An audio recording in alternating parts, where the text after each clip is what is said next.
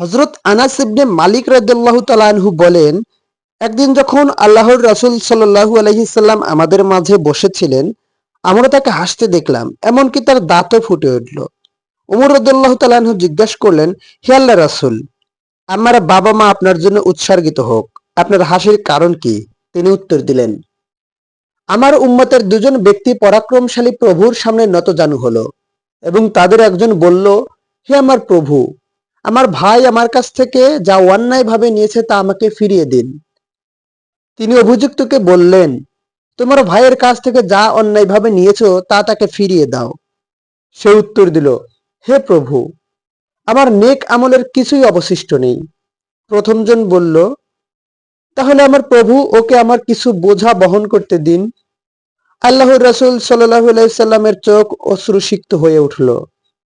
আল্লাহ তাকে শান্তি দান ও বরকত দান করুন। এবং তিনি বললেন, সত্যিই এটা একটি ভয়ঙ্কর দিন, যখন মানুষের তাদের বোঝা বহন করার জন্য কাউকে প্রয়োজন হবে।